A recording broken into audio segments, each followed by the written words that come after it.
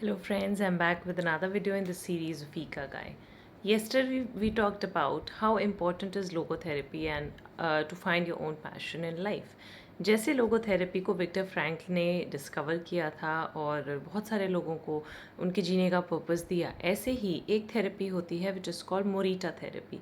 शोमा Morita एक researcher हुए जिन्होंने मोरिटा थेरेपी इन्वेंट की. और अगर हम उसकी डिटेल में जाते हैं तो देखते हैं कि जैसे विपासना थेरेपी है या जैसे विपासना मेडिटेशन है, कुछ कुछ उसी से ही रिलेटेड होती है.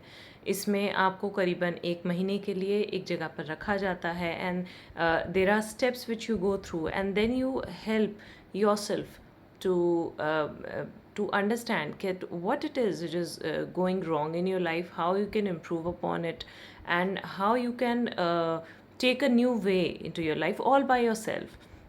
आपको कोई बहुत ज़्यादा डायरी मेंटेन करने की या बहुत ज़्यादा कोई सोच विचारने की ज़रूरत नहीं होती है. मतलब कोई स्टेप वाइज आप खुद ही अपने आंसर्स निकालते हो और उसका एक प्रोसेस होता है. लेकिन मोरिटा थेरेपी में सबसे ज़्यादा इम्पॉर्टेंट जो 3 चीज़ें होती हैं वो ये कि जो भी थॉट्स आपको आ रहे हैं उनको आप खुद से नहीं रोकें. अगर आपको नेगेटिव थॉट आ रहा है तो आपको ज़बरदस्ती अपने आप को ये नहीं बताना कि नहीं, मुझे नेगेटिव नहीं सोचना चाहिए, मुझे पॉजिटिव सोचना चाहिए. जो कि मैंने खुद भी एहसास किया है कि पेशेंट्स में और हम खुद भी, हमारे लिए बहुत मुश्किल हो जाता है. एक सिचुएशन में आप ऑलरेडी हो और वो बहुत डिफ़िकल्ट सिचुएशन है, इसीलिए शायद आपको नेगेटिव थॉट्स आ रहे हैं. वो चीज़ कंसिस्टेंटली होती है तो आपके थॉट्स उतने ही कंसिस्टेंट हो जाते हैं और उन्हें पॉजिटिव थॉट्स से रिप्लेस करना मुश्किल हो जाता है. लेकिन राइटर कहते हैं लेट द थॉट्स कम.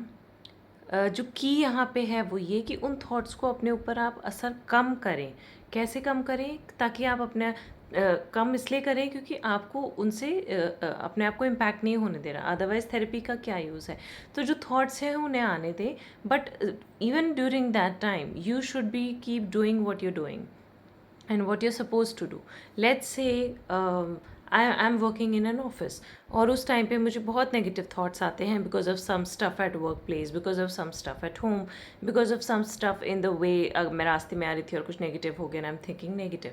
तो जो मोरिटा थेरेपी है वो कहती है कि नेगेटिव थाट्स आ रहे हैं, वो चीज़ अपनी जगह होने दें, उन्हें ज़बरदस्ती रोकने की कोशिश ना करें. लेकिन आप अगर अपने वर्क प्लेस पर बैठे हुए हैं then focus on your work also. And with time you will realise कि आपके थॉट्स धीरे धीरे फेड अवे हो जाते हैं because you are focusing on your work. अब वो कहते हैं कि थॉट्स हमारे मौसम की तरह हैं. आप मौसम को नहीं चेंज कर सकते, आप मौसम के ऊपर कंट्रोल नहीं कर सकते. ऐसे ही थॉट्स हमारे उस पार्ट ऑफ ब्रेन से आ रहे हैं जिसका कंट्रोल करना हमारे लिए एक उस लेवल की बात है जिस लेवल पर हमें अपने आप को धीरे धीरे लेके जाना पड़ेगा. और इंस्टेंटली किसी भी पर्सन के लिए पॉसिबल नहीं होता अपने थॉट्स पे एकदम से कंट्रोल कर पाना. अगर हम जेन योगा की बात करें, जेन योगा यूट्यूब पर डॉक्टर आशीष शुक्ला का एक चैनल है जिसे डीप नॉलेज के नाम से उन्होंने रखा हुआ है. और उसमें भी वो यही बात करते हैं कि आप अपने इमोशनल सेंटर जो ब्रेन में होते हैं, 4 centres, intelligence, emotional, mental and sexual, इसमें से आप अपने इमोशनल सेंटर को सिर्फ ऑब्ज़र्व करें. उस पर बहुत ज़्यादा फोकस ना करके सिर्फ ऑब्ज़र्व करें. इट इज़ लाइक कोई बच्चा शैतानी सिर्फ इसलिए कर रहा है क्योंकि वो आपका ध्यान आकर्षित करना चाहता है. तो ऐसे बच्चे का इलाज सिर्फ ये है कि आप उसको छोड़ दें. वो धीरे धीरे रियलाइज़ करेगा कि उसकी तरफ कोई ध्यान नहीं दे रहा, तो वो शैतानी करनी धीरे धीरे बंद कर देगा. ऐसे ही अपने थॉट्स को सिर्फ आप ऑब्जर्व करें और अपने काम पे फोकस रखें, तो यू विल रियलाइज़ इवेंचुअली कि आपके ऐसे थॉट्स फेड अवे होते जाते हैं. और फिर आप अपने थॉट्स को रीड करना सीख जाते हो कि नहीं, अभी मुझे नेगेटिव थॉट आने वाला है लेकिन मुझे ऐसी सिचुएशन में सिर्फ अपने काम पर फोकस करना है, ना कि उस थॉट पर फोकस करना है. और विद टाइम आप अपने काम पर ज़्यादा से ज़्यादा फोकस कर पाओगे.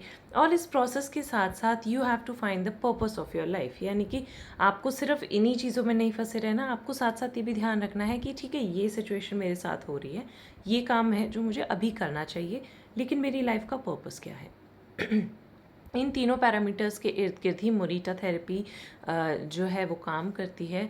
और इसमें आपको करीबन पहले 7 दिन के लिए एक रूम में रखा जाता है जिसमें कि आपके पास कोई mobile, TV, phone, book, pencil, pen कुछ नहीं होता. सिर्फ आप और आपके थॉट्स होते हैं. और इन्हीं थॉट्स की उधेड़ बुन से आप सिर्फ उन्हें ऑब्जर्व करते हो और अल्टीमेटली विद इन 5-7 डेज़ आपको रियलाइज़ होता है कि अच्छा, ये थॉट्स इसलिए हैं और ये थॉट्स इसलिए हैं और इनका सल्यूशन शायद ये हो सकता है।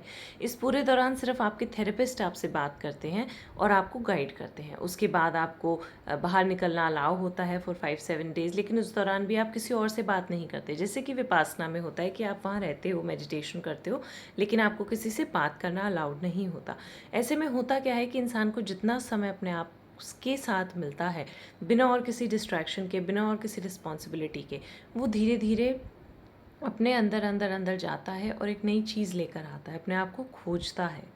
क्योंकि जब हम अपनी डे टू डे लाइफ जी रहे होते हैं तो ध्यान कहीं ना कहीं और जगह हमारे रिस्पॉन्सिबिलिटीज़ की वजह से चला जाता है। लेकिन जब आप अपने आप के साथ हो और आप और कुछ नहीं कर सकते, आप बुक नहीं पढ़ सकते, लिख नहीं सकते, किसी से बात नहीं कर सकते, कोई फ़ोन नहीं यूज़ कर सकते, तो अल्टीमेटली आपके पास, आपके दिमाग के पास काम यही बचता है कि आप अपने बारे में सोचें, अपनी लाइफ के बारे में सोचें, और धीरे धीरे पैटर्न्स के साथ साथ साथ साथ आपका दिमाग सल्यूशंस भी देने लगता है।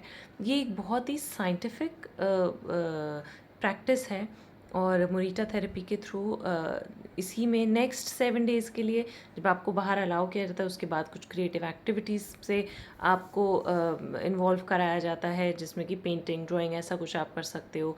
फिर उसके next 7 days you just conclude the entire thing and then you come up with your ikigai की मेरी लाइफ में अगर ये प्रॉब्लम्स हैं तो ये इस वजह से थी और इनका सल्यूशन ये है, और मेरी लाइफ में मुझे इस तरीके से आगे बढ़ना है। ये सब जवाब हम अपने अंदर जाकर खोज पाते हैं, और इसीलिए शायद सभी रिलीजन्स में ये बोला गया है कि जो ट्रुथ है, जो परम सत्य है, वो हमारे अंदर ही है। यही बात इन थेरेपीज़ के थ्रू हम सीखते हैं, यही बात इकिगाई के थ्रू सीखते हैं, और यही बात हम एज ह्यूमन बीइंग्स बॉर्न हुए हैं सीखने के लिए कि what is the purpose of your life.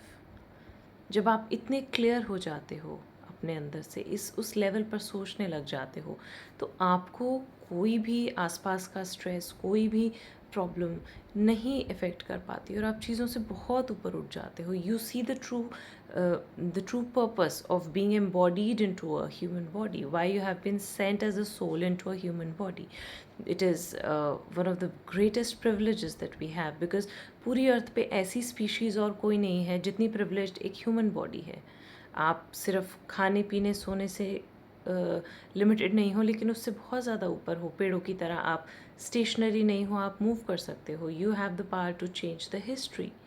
इसीलिए Ikigai book is a very revolutionary book, and it gives you the ways to change your life. Along with, of course, there are other study materials, but it is one of the most prolific books which has been written because it contains the examples of people who have been following this pattern and have come across situations and still being able to live a life of fulfillment of a proper age. So guys, I'll be back tomorrow with another video. Take care of yourself. I'm a fertility expert, specifically dealing with unexplained fertility, a kind of problem that I solve for myself. In case you're a couple suffering from infertility, please feel free to contact me. I think I'll be able to help you. Take care of yourself, guys. Bye bye.